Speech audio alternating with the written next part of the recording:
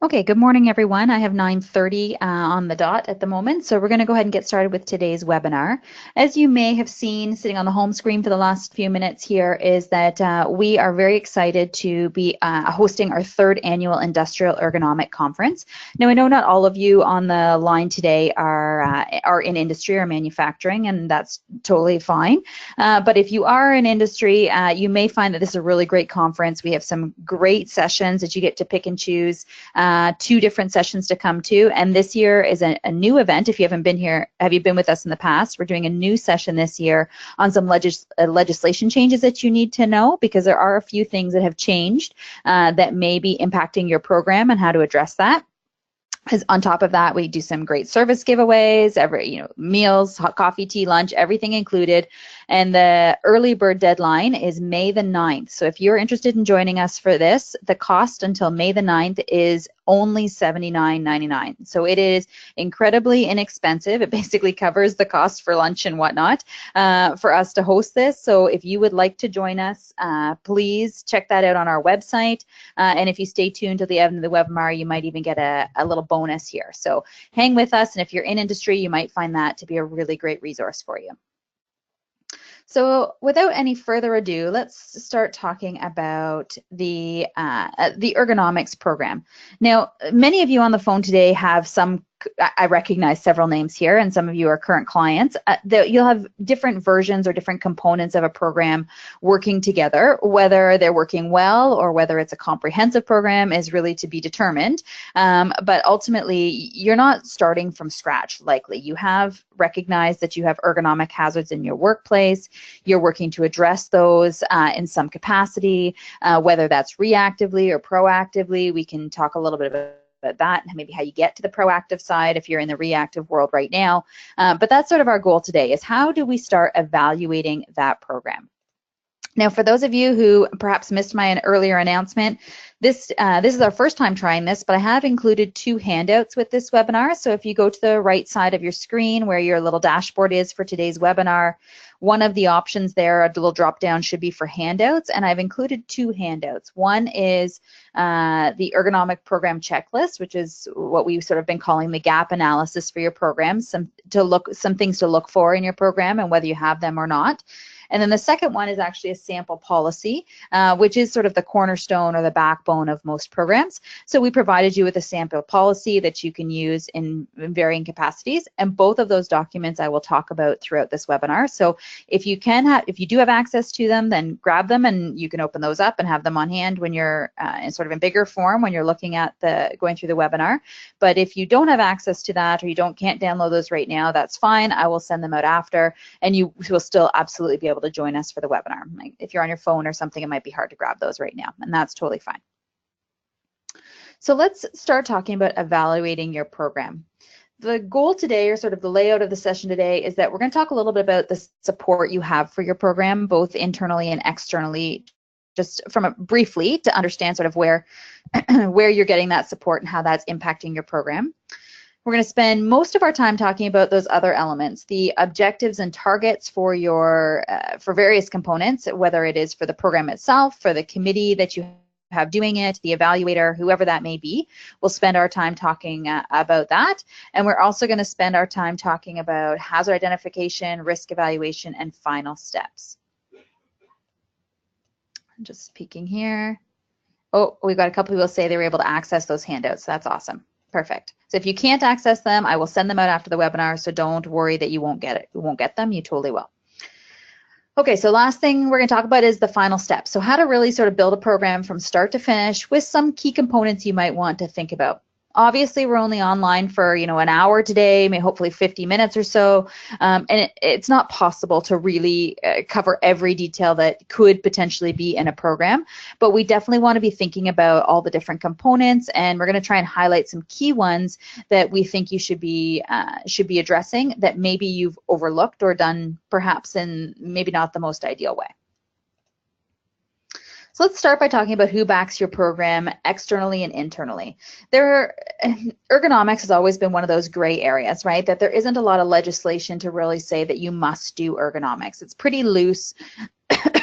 pardon me, it's pretty loose here to tell you that you must do ergonomics. We really typically, like if the ministry comes in and writes an order, and they will, about ergonomics, they typically write it under the general duty clause, right? That you have to identify, foresee, identify, and address the hazards that are present in your workplace. So even though there doesn't say anywhere that you must do MSD prevention or you must do ergonomics, if your workplace injuries, if 50% of your workplace injuries, let's say, are ergonomic in nature, then it's quite likely that you should be addressing these hazards, right? They are not secrets. They're not something that you don't know about. So we need to have some sort of systematic way to address those. So branching into that a little bit more, specifically in Ontario, we have the MSD prevention guidelines. We've talked about these several times. They're available for download on our website, or you can get them on, if you Google them, you'll find them as well. They are free resources. They are developed by several people came together to develop them. So that would be the CRE-MSD, which is the University of Waterloo's research area for musculoskeletal disorders. Several workplace-specific individuals, other government officials would be present. So there's all kinds of people that have come together to develop these, and they are meant for employers, right? They're not meant for ergonomic professionals like myself. They're useful for me too, but not to the same degree. They're written for folks who have a basic understanding of ergonomics and are trying to learn how to apply some of these principles in the workplace. So they're a great resource tool. If you've never seen them, I would strongly encourage you to download those and a little bedtime reading, just trying to get caught up on some of the things that you can be doing. They can help you with your program as well, because they'll provide some tips and some framework for what the program should look like and areas that you can be doing in-house and how you might be doing that. And a lot of what we talk about today is based on the framework that they outline in the MSD prevention guidelines, and we're just filling in the holes and the gaps in there. If you are a company that functions under the ISO or ISO standards, there are some ergonomic standards within that, and so you may find that that is something that you're going to focus on, because those do give you some more specific details about how you address ergonomic hazards and what things to be looking for, how do you evaluate those. So that might be a valuable tool for you as well, but doesn't speak to all workplaces out there. Not everyone fits under that umbrella. And the CSA also has some ergonomic standards, some of which speak specifically to the office. Most recently, actually, the Office Ergonomic Guideline, it used to be a guideline until December of last year, has undergone a shift to the Office Ergonomic Standard. And so as of December 2017, the CSA Z412 is now a standard. So it's a mandatory requirement that workplaces are providing proper ergonomic setup for your office environment, as well as some training, and there's some specific details in there about sitting and standing, which has been a question that folks have been asking for a long time. So there are some standards for office ergonomics from the CSA. There are also some other standards that may apply to your organization depending on your types of injuries you have, etc. There is a hazard identification, elimination, and risk assessment / control standard, which might be a valuable tool for you. We're seeing a lot more discussion about psychological health and safety in the workplace, and the CSA has a great standard based on that, helping encourage you to figure out what steps you need to be taking. There are some ergonomic components to that. Interestingly enough, ergonomics does deal with the cognitive side of the work as well. We often think of ergonomics as the physical side, but we also deal with the cognitive side as well, trying to assist with those return to work cases that may be complex because they're not only are they physical in nature, but they may also be psychological. So the psychological health and safety in the workplace standard might be a valuable tool for you as well. And then the third one there I've got listed is general workplace ergonomics. So they do have some standards out there that you could reference and use to try and beef up or increase or advance your ergonomics program. So internally, this varies quite a bit depending on the size of the organization, what roles you have present there, but it's pretty common that the health and safety coordinator or manager, sometimes the HR manager, depending on whether where health and safety is housed at your organization. But typically health and safety coordinators or managers or an HR manager is backing your program internally. Oftentimes that person is really driving your program. And quickly looking at who's joined us here for the webinar today, I would say the vast majority of you probably fit into that umbrella already, so that you are the health and safety person, or you're filling that role within your organization, just based on who I can see quickly is on the webinar today. You may have a committee, and we're going to spend some time talking about your committee today and what they need and how you can empower them to basically execute some of these program components in a very successful high-end way. But you may have a committee. It might be your joint health and safety committee. It does not have to, some companies have an ergonomics committee, but you do not have to reinvent the wheel. It doesn't mean that you have to start a totally separate committee. Your joint health and safety committee can absolutely be capable of doing these ergonomic assessments or hazard identification, depending on what role you want them to fill. Your committee can definitely be filling that role for you. You may have an ergonomist or someone with an ergonomic background, right, that is sitting on your committee, perhaps, if you're lucky enough to have that.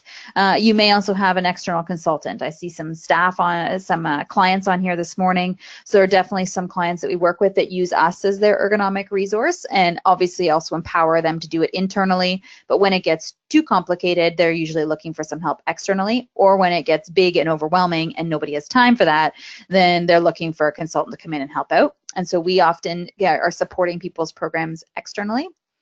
And if you have an occupational health nurse, we often see them involved in this conversation as well, because they obviously are dealing with the injury side of things, often disability management, return to work, and so they see and discuss some of these ergonomic related incidents, and so they are often involved in the program as well.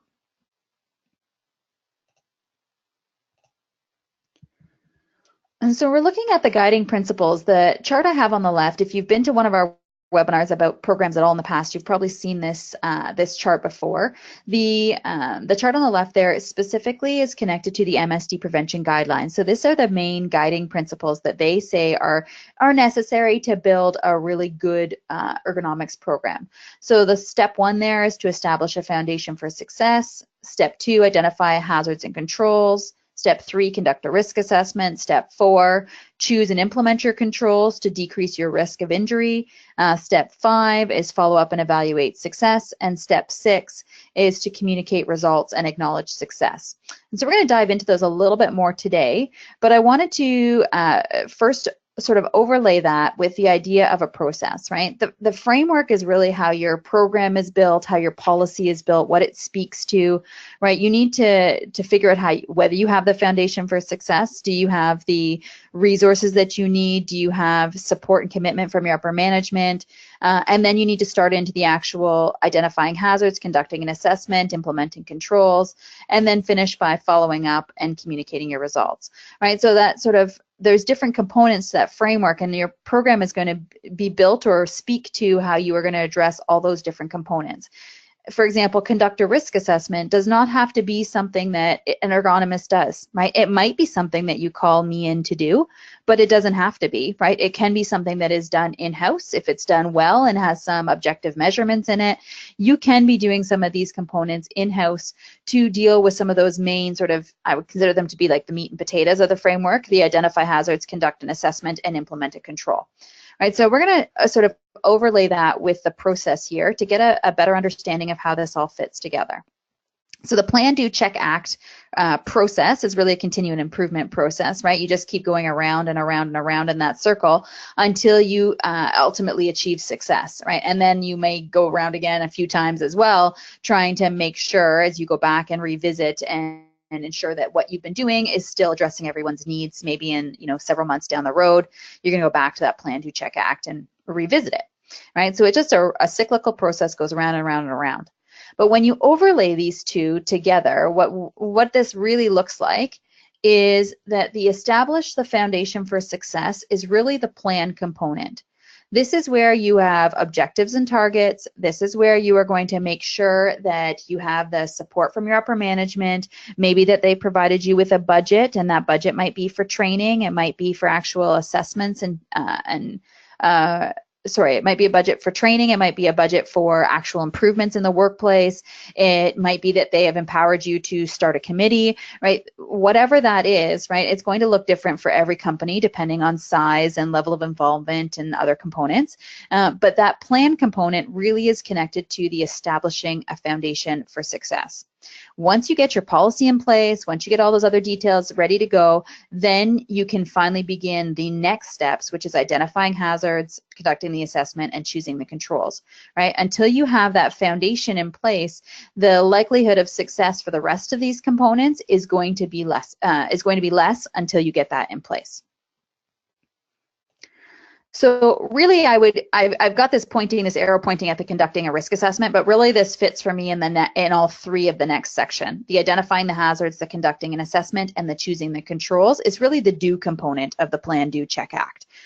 Right. In this case, we are actually doing the risk assessment. We're identifying the hazards. We're actually gathering data and trying to figure out where we are going to start or what hazards we want to address, what controls we might implement here. This is really the doing component. This is the work piece, right? That you're spending your time trying to figure out what hazards you have and how you're going to solve the issues, right? So that's really the Plan, Do component, or the do component of the Plan, Do, Check, Act. The check piece is going to be the follow-up and evaluate the success of your controls, right? This is really where you're going to revisit everything that you've implemented, right? And so in step 2 in the do, you go through, you identify the hazards, you do some sort of risk assessment, then you implement a control. Let's say you implement 3 different controls, you teach people how to do it differently. So you have a work method control that you've implemented, right? There's now a policy or expectation, a change to the job safety assessment, whatever it is, basically the job steps are now addressing a different component, asking them to do something specific. Then you might implement a lift assist. If we're talking about lifting, you might implement a new bin or a new tote or reorganize the work area so that it is in a different layout, right? So now you've done 2 or 3 different things to to address the hazards that you've identified. Your follow-up and evaluate your success controls is something that you do several months later, right? You go back and you reevaluate and determine what the likelihood of success is. Has it worked for you? Is it addressing your needs or is it not addressing your needs? And then in that case, this is where that cyclical process of the Plan, Do, Check, Act comes back, is that you're going to start over again, right? If you plan something, if you're doing it, you're evaluating your control and you realize the control's not working, you're jumping back into the do component because now you're going to go backwards a step. You're going to start talking about the controls, what's not working, how do I fix it, what are we going to do to address it, right? You're going to sort of circle back and start working on the last component again. And then logically, the last step here is the act, right? Communicating results and acknowledging success is where you are going to spend your time basically celebrating your successes, letting folks know what's been going on, and then ultimately you're going to move forwards with identifying taking the next steps, right, which is identifying the next hazards, right, circling back through, determining what your next priority is from an ergonomic risk perspective. Right, so that's how those 2 components sort of overlay, right? The framework and the process come together and speak to one another in your program and in the execution of that program. So like I mentioned, I had the 2 handouts there, the ergonomic program checklist and the sample MSD program. So what I'm talking about here and what I'm showing you on the screen is the ergonomic program checklist. So once again, if you are just coming in now, there are 2 handouts available for download on the right-hand side there in your little like toolbar. And so if you click on handouts, you should be able to access both of those handouts now. The one that is up on the screen currently is the PROergonomics ergonomic program checklist. So this is really what I would consider to be what I would consider to be the gap analysis component, right? Is that as we go through today and as you go back and revisit your program in the future, you want to have some way to evaluate whether you are meeting all the criteria that should be part of a program. So this is perhaps not an exhaustive list, but it definitely is a great starting point to give you some thought about, to basically encourage some thought about whether you are meeting the criteria that needs to be met to make a really comprehensive, thorough program. So the checklist we've created really follows accepted practices for this program. It does connect, as you can see at the bottom of the checklist there, it's been adapted from the Occupational Health and Safety Council of Ontario's checklist, and also speaks to the MSD prevention guidelines as well. So some of the components are connected to that as well. But you'll see as you go through this list, it talks a lot about resources. It talks about, have you educated all the different people that you need to educate, right? That it's not just your ergonomics committee or your joint health and safety committee that needs training. If you do that, it's not just one person, it's not just yourself as the champion of this program that needs educating, right? Have you educated your managers and your supervisors? Have you empowered your frontline staff to identify ergonomic concerns at their workplace to bring things forward? How do you doing, and the next steps are asking some more questions, right? This is a checklist, but the how are you doing this, how are you making this successful, etc., are going to be the questions you want to ask to get some clarity here. But obviously, I think the basic understanding of this checklist is that if you get a no, that's an area that you might want to focus on, right? So for example, if you're looking at our first little block up there, understand MSDs and hazards, the fourth box there is managers, supervisors, and workers know about MSDs and what hazards can cause them. That's really a training question. Have you done training for all three of those people? Have you done it for your managers and your supervisors as well as your workers, right? Does everyone know what the hazards are and what could cause them, right? And if the answer there is no, then it might be time to start thinking about, the comprehensiveness of your program. If you haven't taught people what to look for, what to consider, you're definitely not going to be able to encourage them or empower them to address those hazards, nor can you really expect them to work safely, right? Because I haven't told them what they need to be looking for or what concerns there are at the workplace. And so if I haven't told them that, then I can't necessarily expect them to be working within the ergonomic guidelines or steps that I'm asking. And we actually have a couple clients online this morning that have done some great frontline staff training, really doing a wonderful job of trying to educate their staff in a very practical way, using examples from their workplaces and maybe even videos, creating some discussion so that the staff could think through, really that's kind of the goal, always the goal. Whenever I do a training, I would consider the education, the actual content part is important because they need to know the basics. However, especially when you're talking about workers, you want to empower them to be able to work safely from an ergonomic perspective, right? Preventing MSDs through safe work practices is great.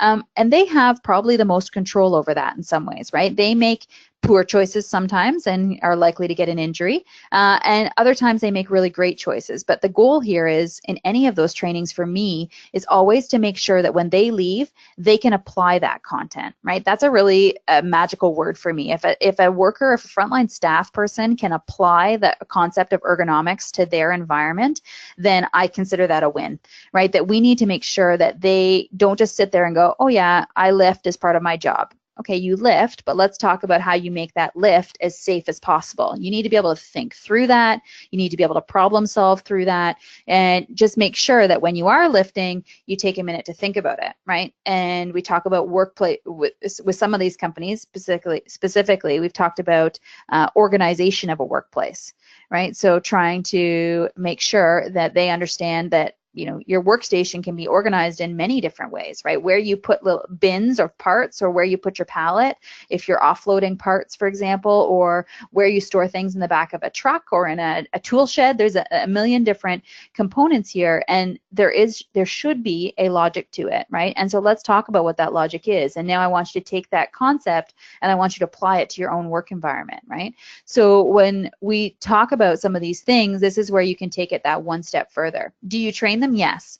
Now, do you train them on how to identify it in their workplace, in their environment? And do you train them on how to fix it or how to think through how they would do that safely? If you're missing that component, then maybe you've got the basics in place, but perhaps you could take it to another level. Right, so that's the point or the purpose of this checklist, is to get you identifying what you have, what you don't, and then starting to hopefully ask some of those questions about, are you doing this the best way possible?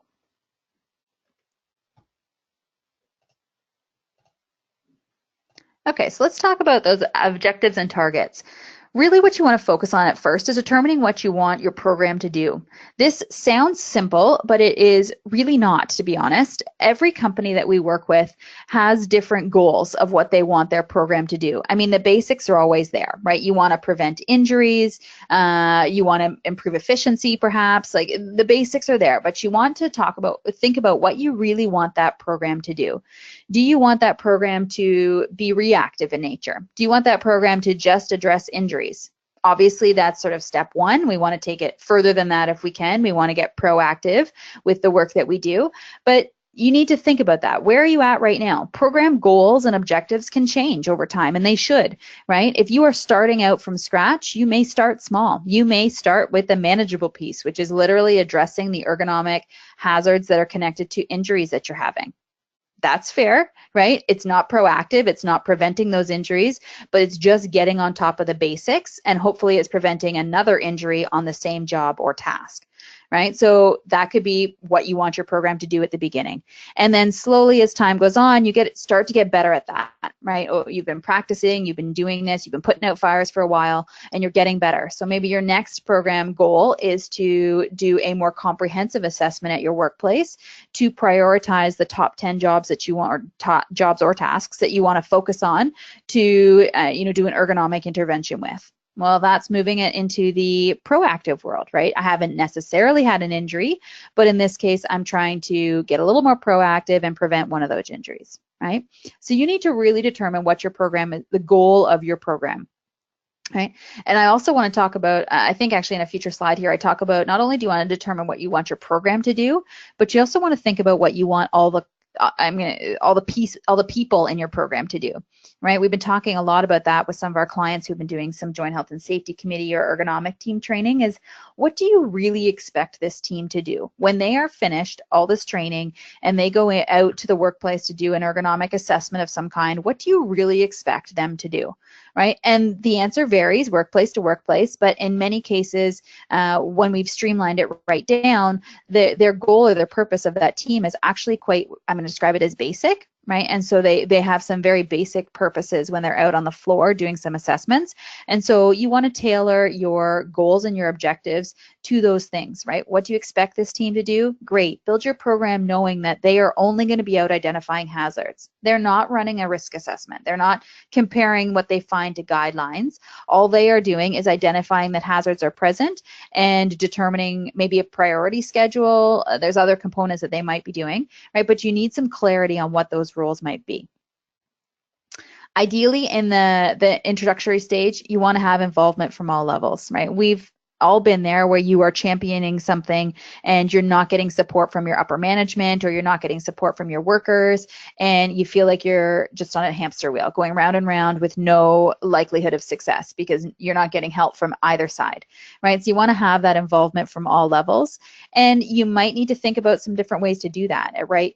For your upper management, it might be about building a business case. For your frontline staff, for your frontline staff, it might be about injury prevention. It might be about some injury statistics. You know, I just did a training 2 or 3 weeks ago actually, and one of the things we presented during the training was the current injury statistics connected to ergonomic injuries at their workplace to their joint health and safety. It was their ergonomics team, and they didn't know those numbers, right? Before that training, they knew that ergonomic injuries were an issue, but they didn't know just what those numbers look like. And the numbers that workplace was experiencing were almost directly in line with industry standards. And so they were somewhere in that 45% of injuries were ergonomic related injuries. And that's pretty normal when you actually look across, specifically within their manufacturers, so within the manufacturing industry, right? But they found that very eye-opening, right? And it gave them a lot of motivation as to why they need to be doing that, right? So you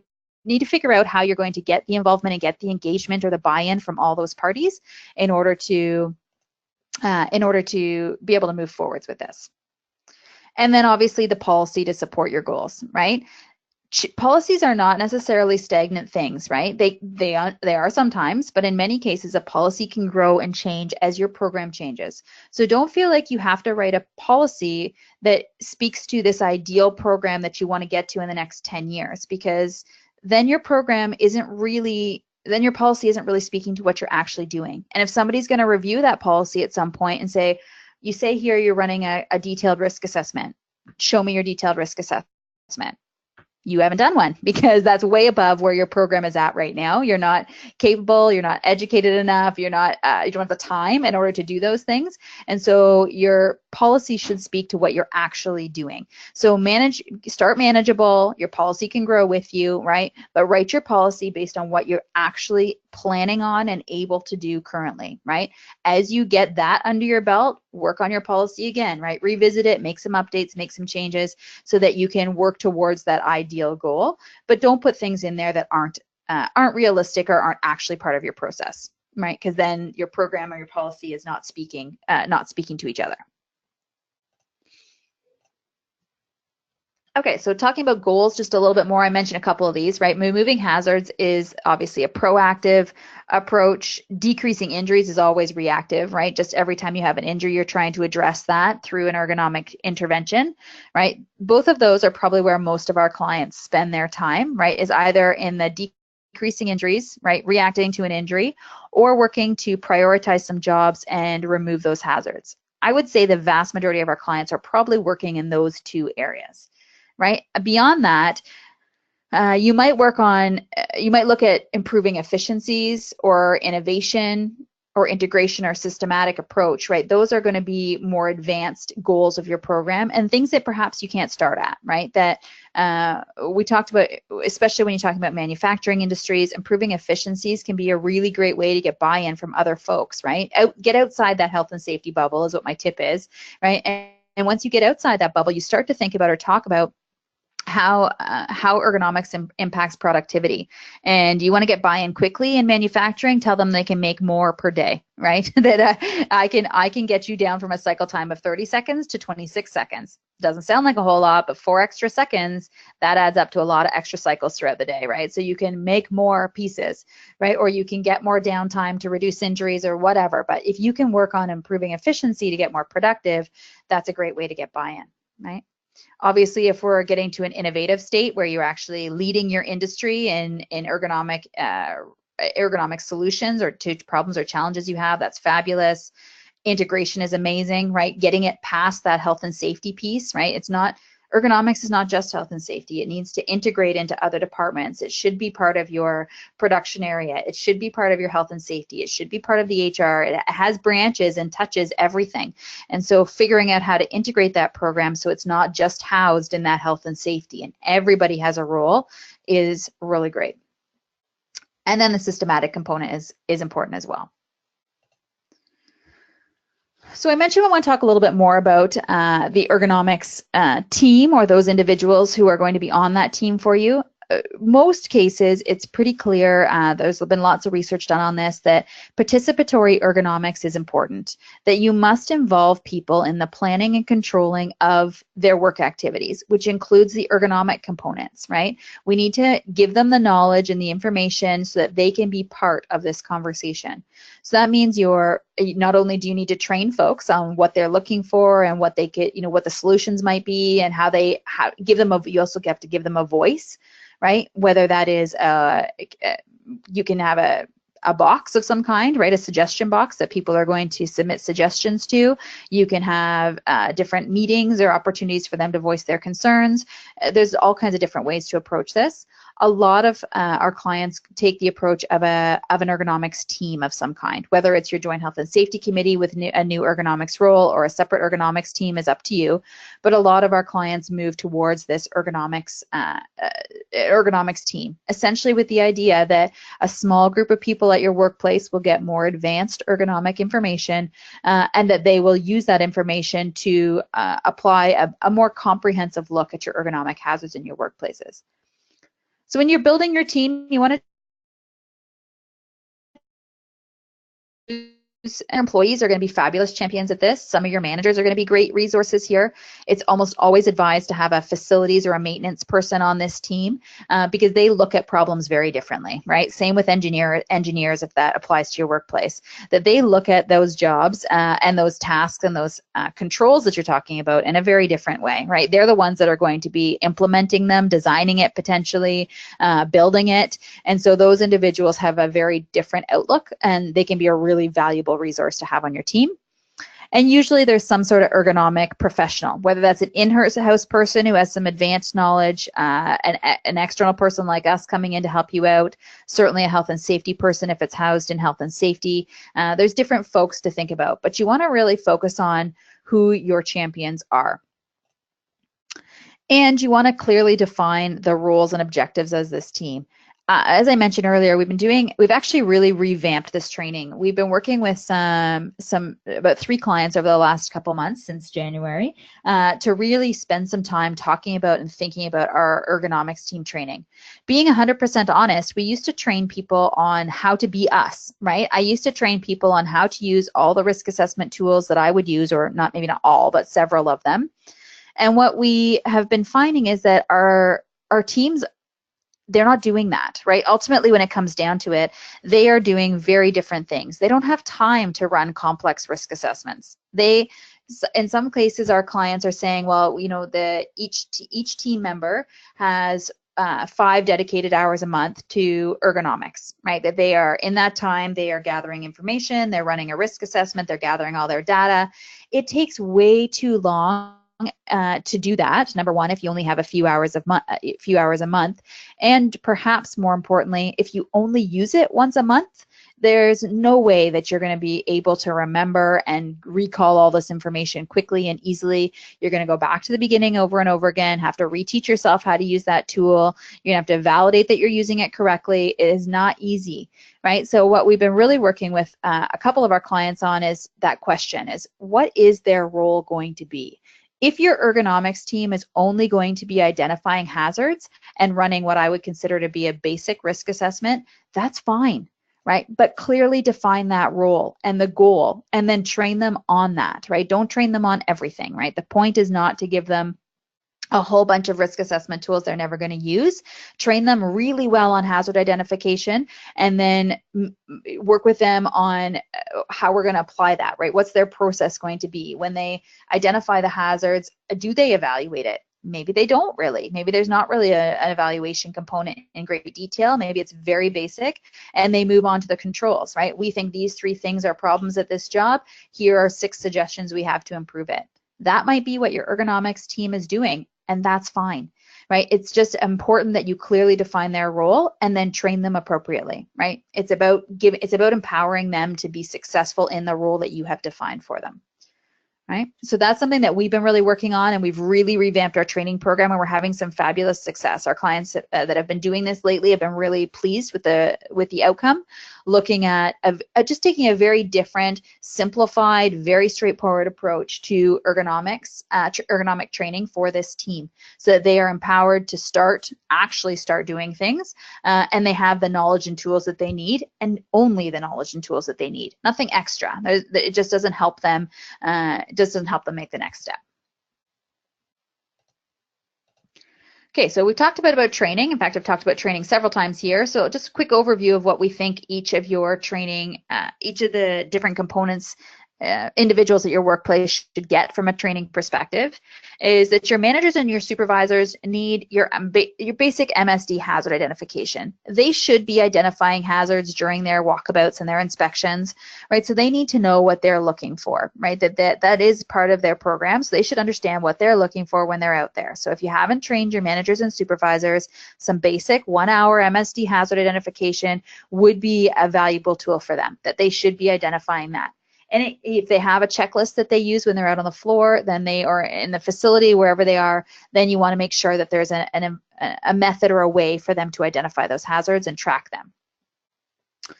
If you have an engineering or a maintenance team, or facilities could also be on here depending on your organization, same thing. I mean, everybody needs MSD hazard identification, right? That's pretty straightforward.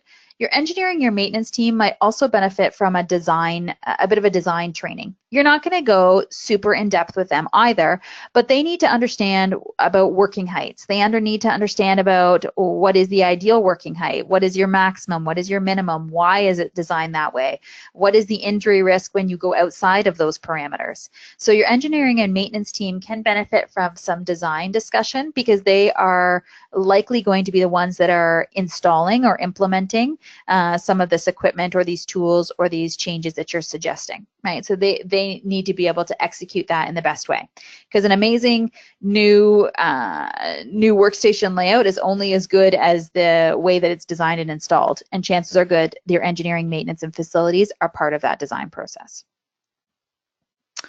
So like I mentioned earlier, the ergonomics team or joint health and safety committee, obviously hazard identification. Our new training actually spends approximately half a day talking about hazard identification, because I believe this is the most important part, that their goal is to identify the hazards that are present at their workplace. And the next step should be to conduct a basic risk assessment, right? It's not something in depth. They're not running formal risk assessment tools. They're going to conduct a basic risk assessment tool, conduct a basic risk assessment using some sort of standardized tool. And I'll give you a couple examples here in a few minutes. And then last but not least, a group that often gets left out here is actually frontline staff, right? That they need the basic hazard identification. And like I mentioned earlier, I'd love to empower them on how to address ergonomic hazards at their workstation, right? If you have somebody working on a press, for example, the press isn't changing, right? Like it's not like you're magically going to make the press different in some way. You might be able to modify some small components, but a press is a gigantic piece of equipment that is not really once it's in there and doing what it's doing, it's probably not super customizable. So in this case, we need to empower them to figure out how they can apply some of those ergonomic principles to the pieces of their workstation they can control. This is not meant to be a complaint session. This is meant to be a productive discussion about how you will actually address ergonomic hazards at your workstation with control, right? Within your realm of control, what do I have the ability to change or adjust or do to reduce my risk of injury? And we also want to talk about, ideally with them, a reporting process. If they identify an ergonomic hazard or an issue at their workstation, who do they tell and what's the process after that, right? If they consistently talk to the wrong person and nothing ever happens, for example, then they're going to very quickly become disenchanted with any kind of program that you're running, right? Because they feel like whatever they're talking about isn't going anywhere. So they need to see progress, and they need a formal way of reporting that or communicating that information, and it needs to be clearly spelled out. And that's part of your policy, is what do they do when they identify a hazard, right? That should be clearly spelled out, and everybody should be trained on that so they know what to do when those situations occur. So training is always a key component of any program or policy. As I mentioned earlier, there are a couple downloads available for you in the handout section at the bottom of your discussion, or the toolbar at the side there. So one of them is a sample ergonomic policy. It obviously, this is a sample. It's generic. It speaks to a whole bunch of different industries and different components of a program. Some of your stuff may not align with this. So you still have to edit, customize, review. But it's if you already have a policy, it's a nice thing to take back and compare to your current policy to see if what you're doing speaks to that. And if it's not something that you have currently, this can be a nice starting point that you can customize from here. So if you don't have a policy, you're going to start with this, and it's a good reference point. And if you do, it's a nice comparison so you can see where perhaps your policy is maybe even above this, right? Speaks higher than our policy does, or perhaps areas that you could be working on to improve. Right, so that's available for download. And again, if you can't download it right now, I will send it out after the fact. Okay, so the hazard identification and elimination are key components, right? This is the do part of the Plan, Do, Check, Act. Really, there are two kinds of hazard identification processes, and I would say risk assessment processes is really what I describe as basic and advanced. And what we've been working with our joint health and safety committees on lately, our ergo teams on lately, is the idea of they do complete a basic a basic assessment, really, is that they don't have the time, energy, or resources to complete advanced reviews for all of their workstations. So instead, we're providing them with tools to do that within their scope, right, within their realm of ability. So you're going to make sure that your workplace inspections include ergonomic hazards, so people are identifying hazards while they're out doing a workplace inspection. You're going to educate them on their injury statistics related to ergonomics, because that can be a good starting point, right? If you're trying to prioritize or determine where to start your assessment, for example, your injury statistics are likely a good place, right? If you have near misses or injuries, ergonomic related, that you want to focus on, then that's a good jumping off point. So you want to provide them with that information. The hazard audits, if you do any kind of hazard analysis, that should also be identifying ergonomic hazards, so it gives you some tips and tools there. Employee feedback can be a great resource, right? That is one of the areas that, if an employee is telling you that they're having discomfort, or they, find this task really difficult, or it's really hard, those are great information that you could absolutely use to do. It is essentially a basic risk assessment, right? That your employees are telling you that this task is hard, or they find it uncomfortable. That's a red flag, right? That's an area that I might spend some time focusing on. So that doesn't mean that I've run any kind of formal risk assessment. What I've done is grabbed injury information and employee feedback, and I've gone out and done some sort of risk workplace inspection or simple risk assessment to evaluate quote unquote the hazards that are there, right? Really just trying to give gather the information I need in order to move forwards to the control section. It doesn't mean you've run any kind of formal standard or guideline against it. It doesn't have to be that. A basic risk assessment isn't that, right? That's what an advanced risk assessment is. So that's a design review of a workstation or an area that's implementing a new piece of equipment and doing a design review on how we're going to install it, lay it out, is the equipment meeting our needs, etc. You're using blueprints and plans, right? A full ergonomic assessment or an engineering review, a purchasing standard, all fit more into that advanced category. This is, beyond the basic knowledge and understanding. So let's look at that in a bit more detail here. No matter what you do, basic in particular, you're going to standardize the evaluation system. So you want to make sure that let's say your Joint Health and Safety Committee is out doing assessments, right, or hazard identification. You want to make sure that the tracking system they're using is systematic and is consistent across groups. So you want to make sure that usually we're talking about a checklist, right? For the basic needs of an organization, a checklist will serve its purpose. Maybe a process or a flow chart. You want a way to standardize the collection, right? So it's not just a whole bunch of pieces of paper floating around, that all that information either gets gathered on a tablet, right? That you're entering information into a checklist on a tablet that automatically populates a spreadsheet, for example, or you have some sort of centralized database that you transfer information in. And ideally, if you can get here, is taking the information you're gathering in your simple assessments and your hazard identification and ultimately prioritizing that. Right, that if you can get to the prioritization section, that helps you determine where to focus your energies as you move forwards, right? You want to focus on the things that are most likely to cause an injury, have the most hazards, have the highest degree of risk, and so prioritizing that information you're gathering in some way is very valuable. So I wanted to give you some examples of what are really kind of a basic and a little more than basic hazard identification checklist. So the one on the left there that's blue, and I apologize, it's a bit hard to read, that's actually from the MSD prevention guidelines, and it's hard to grab that screenshot, but essentially you can see in some of the language there, like they look at gripping, for example, and is the object supported or unsupported? Is it difficult to hold or manipulate? Do you have to squeeze to open and close? And you check when you can answer yes to that, then you give it a check box, and ultimately you end up counting all these check boxes up, right, to evaluate that. But when you're looking through the lifting section, for example, you're getting no numbers, no objective, like it's very basic information that you're gathering. Is it heavy? Well, what is heavy, right? Is it lifted repeatedly? Well, what's repeatedly? Is 5 times an hour repeatedly? Is 10 times an hour repeatedly?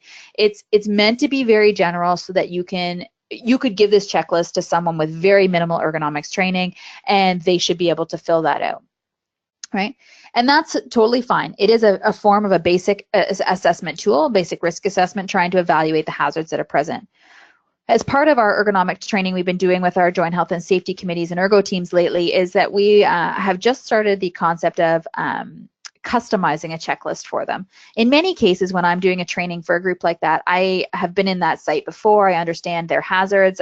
In some cases, I've seen hundreds of jobs at that facility, and we're training their ergo team to do some of that, take over some of those roles or to identify some of those hazards up front.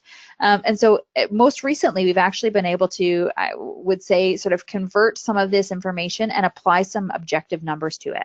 So on the right-hand side, you can see this new hazard identification checklist. It speaks to a lot of the same things as the section on the left, or as the example on the left, but now there's a whole bunch of numbers applied to it, right? So this is where you can take a basic assessment and add a little bit to it to give you a more robust evaluation tool, right? It's not quite as generic, and now it speaks very clearly to the work site. So for example, in this one, it says our part totes and bins lifted with 2 hands greater than 26 pounds. Well, 26 pounds isn't an arbitrary number, right? With this client specifically, we know how frequently they lift part totes, right? They don't lift part totes once every day, and they don't lift them once every 10 minutes. It's more like once every 1 to 2 hours that they would have to refill a tote on the line. And so in this case, we were able to go back and revisit this and spend some time coming up with some of those quantifiers. Is it perfect? No, because there are some jobs that don't fit quite into this rhythm.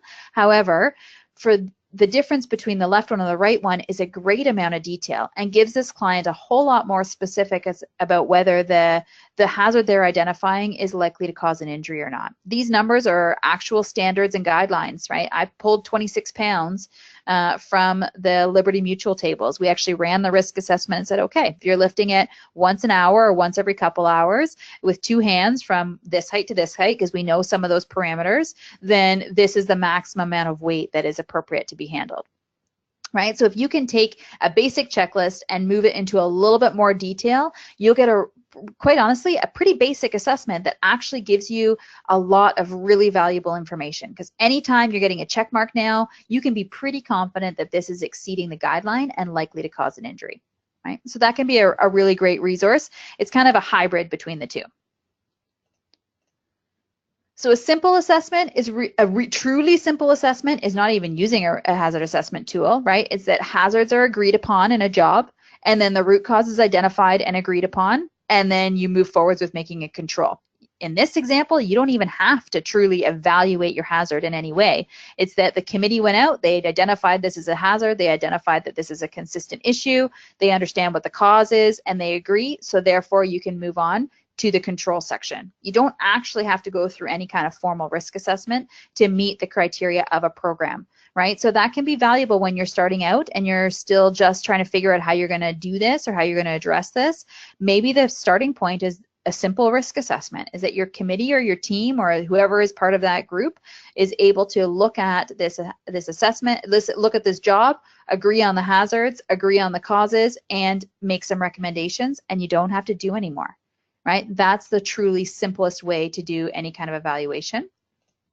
Obviously, when you get to an in-depth assessment, you're looking at a lot more detail, right? You have to figure out who's going to conduct the assessment.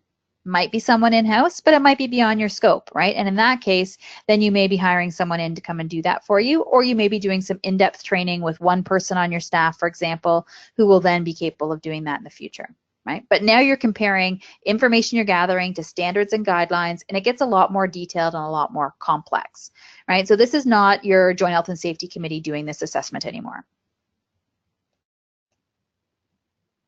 So that's the do component, right? That's really spending your time on hazard identification, risk assessment, whether it's simple or in depth. And simple is just a reminder, as simple as agreeing on the hazards, agreeing on the issues, and then addressing them, right? Moving forwards with controls, right? And the next step, obviously the control piece, is that you have to implement some controls. Once you've done your implementation of your controls, the final steps are really about evaluating the process.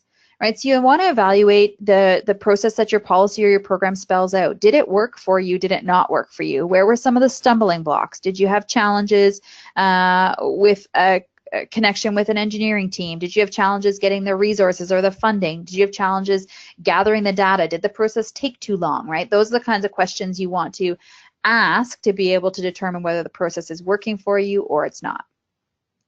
And you've also implemented a control. So you want to spend your time evaluating that control, determining whether it's successful or not.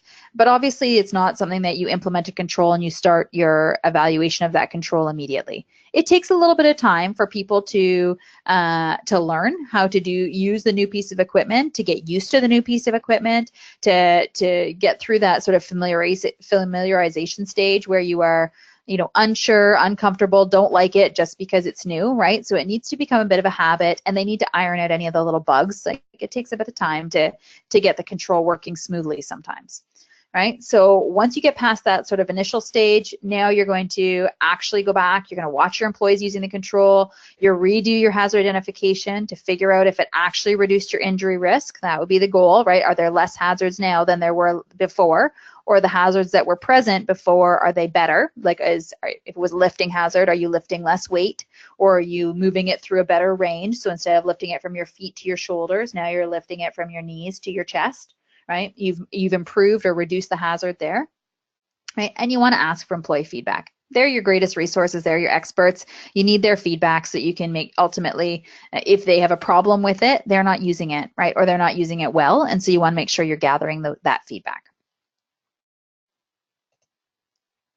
And obviously, you want to standardize. If everything's working and it worked smoothly, then you're standardizing that process. You're moving on to the next task or job to be evaluated, and just keep trucking, right? But if it didn't work, or if something took too long, or something wasn't as smooth as it should be, or you realize you should have a different resource on your committee that would make the process better, right? You need to revisit your process and make the changes as necessary. This is where you're going back and sort of that continuous improvement, right? I'm identifying that there are some issues with the process, and ultimately I'm trying it again after tinkering with it a little bit to try and make sure that it is addressing my needs in a different way, because we've identified some gaps in the first round, right? So that's part of a policy, that's part of a program, is that sometimes it doesn't go exactly as you planned. You just need to make sure that you're addressing those things and revisiting, reworking, and getting back to the drawing board, but not giving up. Okay, so that's how it all sort of comes together. I mean, I feel like 1 hour isn't enough to do it to do this topic great justice, but ultimately that plan component is that foundation, which hopefully when you're here today, you're thinking about, maybe you already have in place, maybe you're reevaluating if you've got all the pieces you need. The do component is all that centerpiece, right? You're identifying your hazards, evaluating your risk in some way, and implementing a control. Then the follow-up and the communicating results and acknowledging success are the last components, the check and the act pieces, right? That's really making sure your process and your program are working smoothly, right? So that's how it all sort of comes together. So your job moving forwards here is now to evaluate your own program, right? So we've given you this checklist to use. It can be a great resource for you to try and evaluate your program. And ultimately, ideally, you should be getting yeses all the way down. And if you're missing, if you don't have a yes, if you have a no in one of these columns, then you want to spend a little time figuring out, is your program need to be tailored or adjusted to make sure that you address that? So do you need to do some more training? Are you missing a policy altogether? Have you done some hazard identification? Have you done everything with that hazard identification, right? Did you implement a control? Did you go back and check on that control, right? All of those pieces need to be part of your program so that you make sure that you're getting through all the steps of what we would recommend to be included in a full comprehensive program. Right, so now it's your turn to go back and evaluate that program. Now, I said at the beginning that I had a webinar offer today. If you didn't join us didn't hear that piece, we are hosting our 3rd annual Industrial Ergonomic Conference coming up on June 7th in Mississauga. The theme of that conference is bringing ergonomics into focus. And we will actually be spending more time talking about MSD programs, as well as different components of your program, like a risk assessment, to try and help you round out or better understand how you can apply some of this. Obviously, it only speaks to our manufacturers, right? We're talking about an industrial conference, so I've got some folks on here that are municipalities and public sector folks. The conference doesn't really speak to you. However, if you are interested in joining for us, we are giving away 1 free registration at this webinar and every webinar until the conference in June. So directly after this webinar is over, I will send out an email to everyone, and all you have to do is respond and say, pick me. And so if once I've got, 24 hours or so from now, once I've gotten everybody's responses back who's interested in joining us, we will do a draw for to see who the lucky winner is for that conference. So hopefully you join us. We're excited to run it again. We're looking forward to that event. We actually have a couple people online today who have been in the past, and so hopefully you're welcome to join us again too, and certainly enter the draw as well. So thank you for everybody for today. I am here and available for questions if anybody would like to ask me some questions. I haven't had many so far today, so I'll give you a few minutes for questions and then we'll wrap up.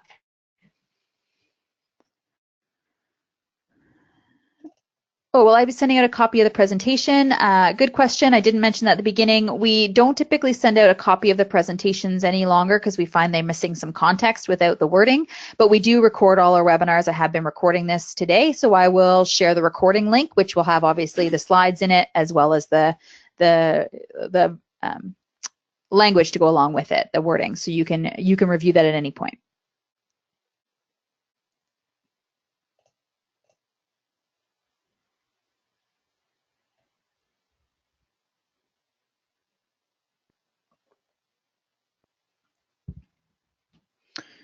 Okay, good question here is, what about frontline staff training? Any recommendations about what should be included or what that should look like? Yeah, we typically do our frontline staff training in as practical a way as possible. And actually, if you join us at the Industrial Conference, that is one of the topics, is frontline staff training and how to really make a comprehensive training for that group that gives them that empowerment perspective I was talking about earlier. Specifically, I don't know if Cheryl's still on actually, but one of our clients who did this recently was on today, and we did a lot with that group. We did a lot of videos and spent a lot of time talking about how they, yep, Cheryl's still here. So we spent, maybe you can give me a little comment about how it's going or how it went after the fact with your team. But what we did with that group specifically was share some video examples, and we broke them into some small groups, had them talk about how they address the ergonomic issues at that workstation. How would they improve the layout? How would they adjust the working heights? It's been an interesting discussion. It was an interesting discussion because the goal here was to say, okay, these are the ergonomic principles. These are the hazards that we're considering. Tell me what hazards are present, and now tell me how you can fix some of those. And remember that the press isn't, she has a press, which is probably why I used the press as an example earlier, but the press isn't changing. So you have to be able to control the workstation layout and other components to improve or reduce your risk that way, right? So Cheryl actually says it's working great. People have been coming forward and talking about it. They're asking for changes and improvements. They're talking about it as well, which is awesome. So we really have tried, I'm super glad to hear that, because we really tried with that group to get very practical and very mindful, giving them the opportunity to discuss it and think about it and address those issues in the session so that they could start to see how you would think through this problem, or, how do you, and then the discussion afterwards, what Cheryl would have had is, how do you actually begin to address those with that workplace, right? What's the process for reporting those issues or identifying the challenges? Yeah, her problem is getting management to take the training, right? So we talked about that supervisor managers also need to be part of this discussion, right? So they understand, especially if your staff is talking about it. And yes, so that's one of can be a barrier to success, is if your management team is not willing to participate or not willing to find the time to participate, there may be some gaps in the communication process, because a lot of your staff will talk to your supervisor, or your manager, or your lead hand, or whoever you have first. And so if they're not doing a good job of bringing that forwards, then that can be a big gap, which Cheryl said is one of her challenges. Awesome, great question. Okay, I'll be on for another minute. I don't see any more questions popping up here, but if they do, I'll happily answer them. Otherwise, I will send out the recording here shortly, as well as the handouts. So if you weren't able to grab those today, you can have them now. And then I'll obviously watch for the email letting you know about the webinar offer to see if you can be the lucky winner for our conference registration. Thanks, everyone. I hope you have a great day, great rest of the day. And yeah, thanks for joining us.